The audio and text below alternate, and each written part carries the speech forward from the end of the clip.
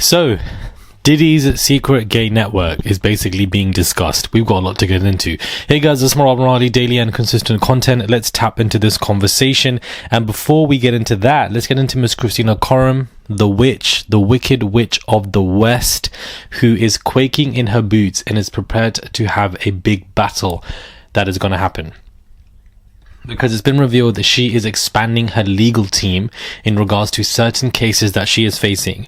And somebody that she's hired is somebody called Reuven L. Cohen. Reuven L. Cohen is a renowned first chair trial lawyer who represents clients in high-stake criminal and civil litigation across the US. Over the past 2 decades, he has successfully tried to score scores of nationally significant cases to verdict in federal and state courtrooms across the country. And of course, more goes on in regards to his background. So she is expanding her legal team. And the reason why she's doing so is because she knows that these cases that she's about to face, she needs more preparation. The current legal litigation that is about to happen or going on, and the current lawyers that she has, is simply just not enough. So she has to pay to get more people, and I know that all of these legal fees are definitely expensive because she ain't got that P. Diddy money. Her entire Rolling Stone PR rollout failed because that was the same day Kanye West had a huge crash out, so nobody really paid attention to what she was saying. But you know, her expanding her legal team means she's ready to go guns out blazing. So I think she's one to watch when it comes to this Diddy trial. Let's not focus too much on Diddy on his own. I done told all of you guys before there was even indictments and home raids, back when Cassie came out with the lawsuit and that there was stories of boys, I told you guys that there's going to be a lot more when it comes to the men, and that this man is going to go to prison. And look what's happened. The man has gone to prison, and the majority of the lawsuits that Diddy is facing are from men. Now, Terrence Howard is speaking on a podcast, and he does mention that in regards to Justin Bieber, he talks about him for a minute because the host says, what about Bieber? And he says Bieber can't get any of this out of his head. That is why he's going through his own crash outs and basically just not looking well, going live, acting unstable and manic and not eating because of the things that Bieber has done. And they end up on substances like Bieber because he simply can't get these things out of their head. He then goes on to explain that Diddy actually tried to F him as well because he really wanted to.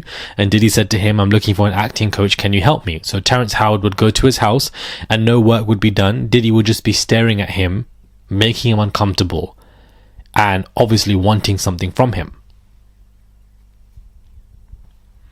It then was revealed from Terrence's assistant that Diddy actually wanted to F him, and that is why he's asking for him to return to the house again and again until advances are made.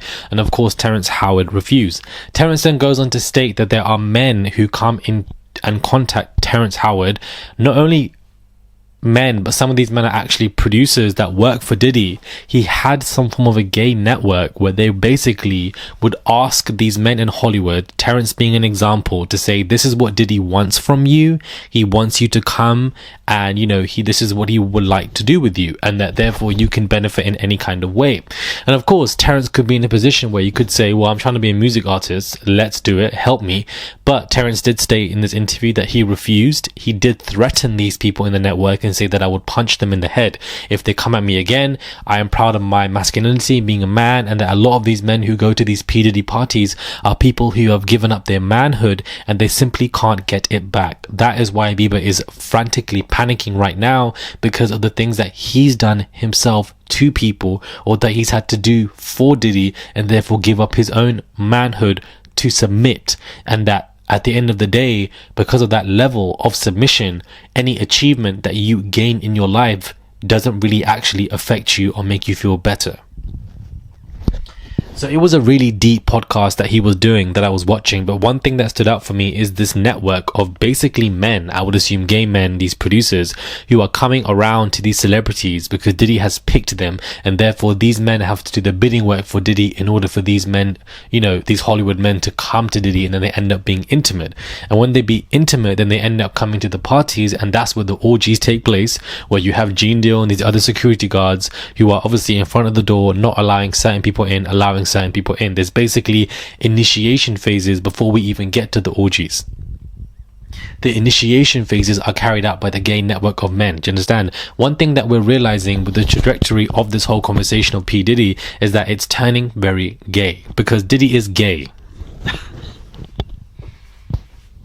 Diddy is gay, guys. The man is gay. The man ain't straight.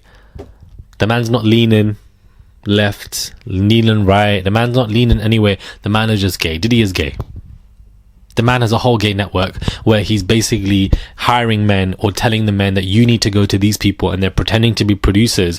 What kind of producer is going to Terrence Howard to say that this is what Diddy wants from you and I've been sent to? You ain't no producer. You're a bum. That's what you are. Do you understand? You ain't no producer. You're a bum doing work for another whole man when you're not even going to be there, thinking that you're going to get paid, and clearly your life ain't changed. So it really goes to show you how deep these networks are that Diddy has.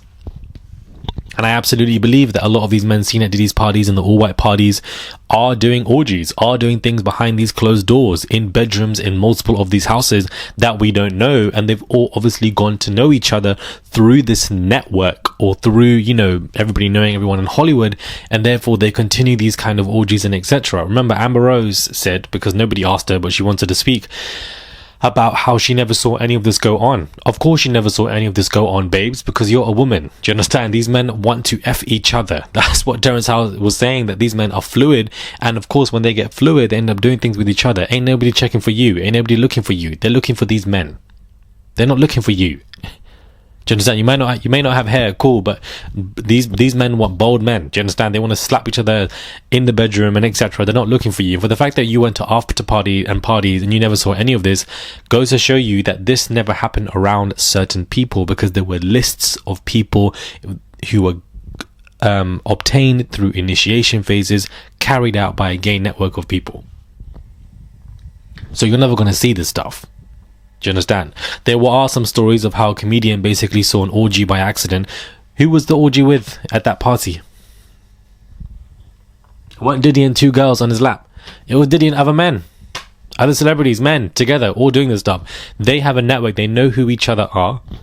And I would love to be a fly on the wall when it comes to, not the orgy, God forbid, but a fly on the wall on how them are currently reacting to what Diddy is going through.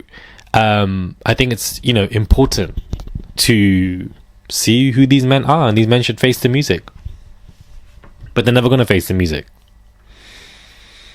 These men, guys, are never going to face the music. They are good on their own, and they have lived that life with Diddy, but they have moved on. And of course, Diddy has not been able to. But I'm not surprised that he has this gay network of people. This man is gay, guys. I've been telling you this.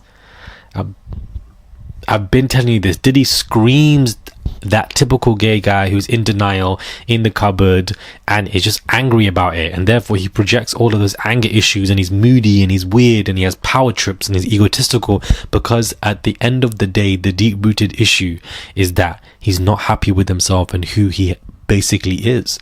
And the desires that he has for other men, he doesn't like that. He wants to be like, you know, the men of his peers, you know, who maybe only be hetero, which I don't think there's many. And therefore, he likes to change these men, make these men give up their manhood, make them etc. So that therefore, he feels like he's better than them. He has to have leverage over them. And Diddy didn't just make this all up out of thin air. People above him did the same thing to him in order to become part of the initiation phase. The network, the gay network, coming like one app. Anyways, let me know your thoughts are, guys, when it comes to this video. Do subscribe to the channel. I would appreciate it. Comment down below. Give this video a thumbs up. Send a tip if you guys wish to. There's a $sign there. It goes a long way, because I am filming this for you at 4:40 in the morning, and I've got to edit and put this up and sleep late again. But anyways, let me know your thoughts are. Love you guys. I don't think I've ever said that. I love you guys.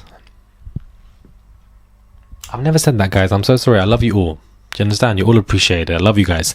And I'll catch you guys soon for another video.